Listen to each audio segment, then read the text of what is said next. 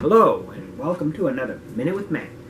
I'm Matt with New Life Church, continuing our study of the book of Matthew, going through it, trying to explain everything in there, just one little chunk at a time. So we're starting with chapter 22, verse 34. The Great Commandment. This is a question that lots of people are probably very interested in. But when the Pharisees heard that he had silenced the Sadducees, that's Jesus, nobody could stump him. They gathered together.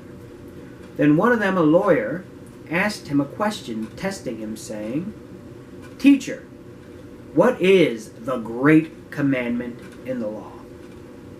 So he's testing him, trying to catch him in his words. You know, if he says, the greatest commandment is thou shalt not kill, then he'll say, well, what about bearing false witness? What about lying? What about stealing? It was supposed to be a loaded question that no matter what Jesus answered, he would get it wrong, and they'd be able to criticize him.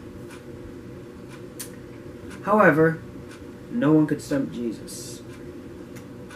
Verse 37, Jesus said to him, "You shall love the Lord your God with all your heart, with all your soul, and with all your mind. This is the first and great commandment. And the second is like it. You shall love your neighbor as yourself. On these two commandments hang all the law and the prophets." And that is absolutely true. You get those two things right, and you've got everything. You know, there's a lot of people with the social gospel out there that are helping the homeless and all that. That is the second part, you know, loving your neighbor as yourself. However, they aren't loving God. If they're just involved in the social gospel, they're not talking about repenting. They're not talking about giving your life over to God and following His rules, because He's our Lord, the Lord of our lives. He makes the rules. He's our Creator. He makes the rules.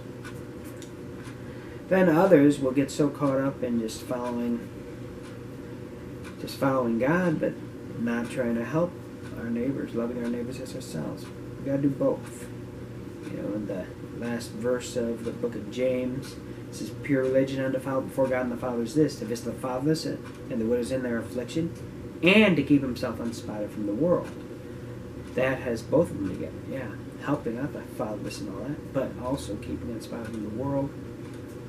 That's part of loving God. We're to be holy and separate to God, and to love our neighbor as ourselves. So what you need to do is think about both of those things.